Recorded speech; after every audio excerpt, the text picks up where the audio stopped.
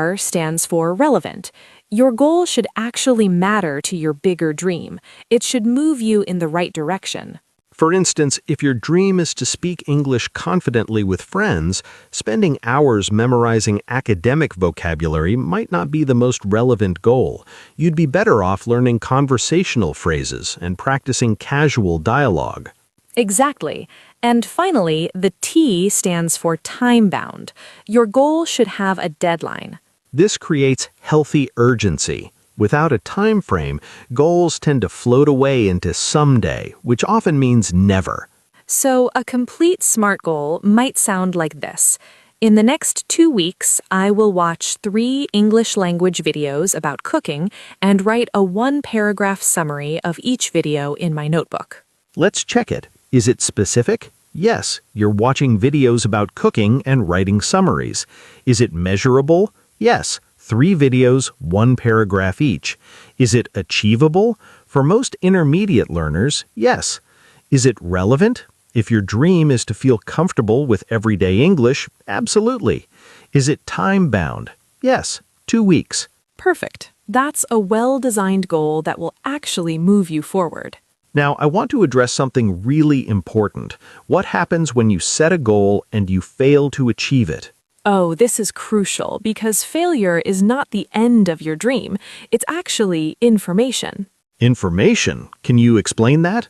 When you fail to meet a goal, instead of just feeling bad about yourself, ask questions. Why didn't I achieve this? Was the goal too ambitious?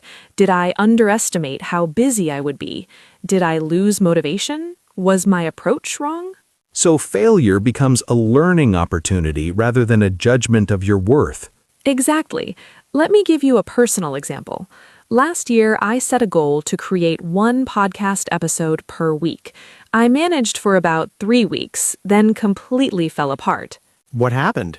At first, I just felt guilty and disappointed in myself, but then I analyzed it. I realized that 1 episode per week required about 6 hours of work, planning, recording, editing, publishing, and I simply didn't have 6 hours every single week given my other responsibilities. So the goal itself was the problem, not you.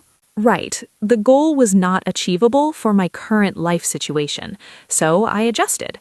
I changed my goal to 1 episode every 2 weeks, which required 3 hours per week. That was sustainable. And now you're succeeding with the adjusted goal instead of continuing to fail at the unrealistic one. Exactly. My dream didn't change. I still wanted to reach English learners through podcasting, but my goal had to adapt to reality. This flexibility is so important. I think many people have an all-or-nothing mindset. They think, if I can't do it perfectly, I shouldn't do it at all. That mindset kills more dreams than any external obstacle. Perfect is the enemy of good. Can you explain that phrase, perfect is the enemy of good? I love it, but our listeners might not know it. It means that waiting for perfect conditions or perfect performance often prevents you from doing anything at all. You wait for the perfect time, the perfect plan, the perfect mood, and meanwhile, time passes and nothing happens. It's better to do something imperfectly than to do nothing while waiting for perfection. Yes, if you want to practice English speaking, but you're waiting until your grammar is perfect and your accent is perfect, you'll never start speaking. But if you start speaking now, with mistakes, with an accent, you'll actually improve. Imperfect action beats perfect inaction every single time. I want that on a t-shirt. Can we make that happen? Maybe that should be Study English Online merchandise. But seriously, let's talk about another obstacle people face, other people's opinions and criticism. Oh, this is a big one. You get excited about a dream, you start working towards goals, and then someone, maybe a family member, maybe a friend, says something discouraging. Like, you're too old to learn English now, or that's impossible, or why are you wasting your time? Those comments hurt, especially when they come from people we love and respect. How can our listeners protect their dreams from negative voices? First, understand where the negativity usually comes from. Most of the time, it's not really about you. What do you mean? When someone criticizes your dream, they're often projecting their own fears, regrets, or limitations onto you. Maybe they tried something similar and failed, so they assume you will too. Maybe they're afraid that if you succeed and change, your relationship will change. So it's about them, not about your actual ability or potential. Exactly. My dad once told me, "Michael, you read too much. You should focus on more practical things." That hurt at the time, but years later I realized he was just expressing his own relationship with education. He grew up poor and had to leave school early to work. Books represented something he couldn't have, so they made him uncomfortable. It wasn't really about you or your reading. It was about his unresolved feelings about his own education. Right. Once I understood that, I could hear his comment without letting it stop me. I could think, "I love you, Dad, and I understand your perspective, but I'm going to keep reading because it brings me joy and growth." That's such a mature and compassionate way to handle criticism. You don't have to argue or prove yourself. You just acknowledge their perspective and continue on your path. Another strategy is to be selective about who you share your dreams with, especially in the early stages. Oh, this is important. Your dreams are like seeds. They need protection when they're small and fragile. Beautiful analogy. If you plant a seed and immediately expose it to harsh weather, it might not survive. But if you protect it at first, let it develop roots and strength, then it can withstand challenges. So maybe don't announce your English learning goals to your most critical relative at the beginning. Share with supportive friends, teachers, or online communities where people understand and encourage your journey. And as your confidence grows and you start seeing progress, other people's opinions will affect you less because you'll have your own evidence of success. Yes, your own results become more powerful than anyone else's doubts. Now let's talk about a different kind of obstacle, internal obstacles, not criticism from others, but from yourself. The voice in your own head that says, "I'm not smart enough. I'm too old. I've tried before and failed. I don't have enough time. I'm not disciplined enough." That voice can be the loudest and most convincing critic because it knows all your weak spots. How do you deal with that internal negative voice? First, recognize that everyone has that voice. Even very successful people doubt themselves sometimes. You're not alone or unusual. That's comforting, actually. I sometimes think successful people just naturally have confidence and no doubts, but that's not true, is it? Not at all. The difference is not that successful people don't have doubts, it's that they don't let doubts make their decisions. Can you explain that more? Sure. Imagine you want to practice English speaking, but your internal voice says, "You'll sound stupid, your accent is terrible, people will judge you." A successful learner hears that voice but says, "Thank you for sharing your concern, but I'm going to practice anyway." So you acknowledge the doubt without obeying it.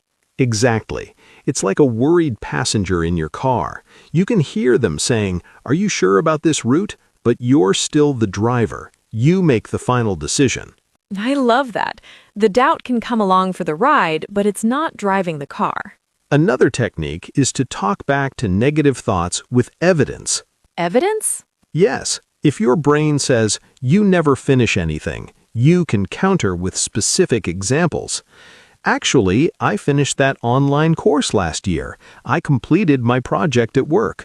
I learned to cook 3 new recipes. Reality check the negative thought with facts. So you're building a case against your own negativity using truth. Right. And over time, as you collect more evidence of your capability and persistence, the negative voice gets quieter because it can't compete with reality.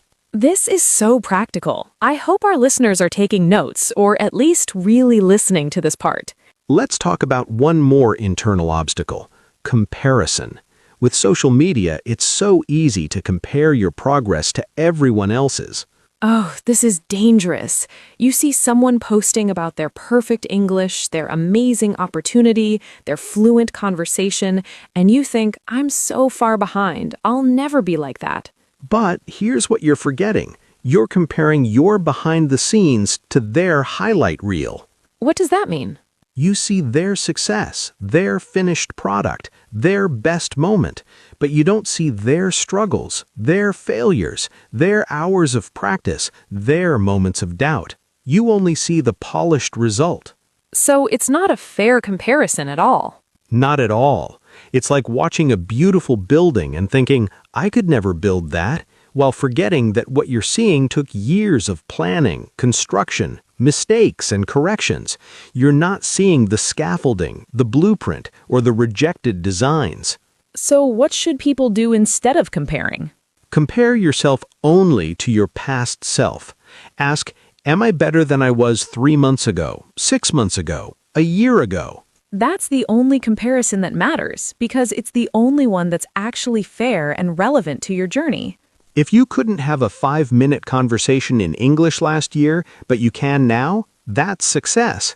It doesn't matter if someone else can have a 2-hour conversation. You're on your own timeline. Everyone's journey is different. Different starting points, different obstacles, different speeds, different paths, and that's okay. More than okay. It's how it should be. Diversity of experience makes life interesting.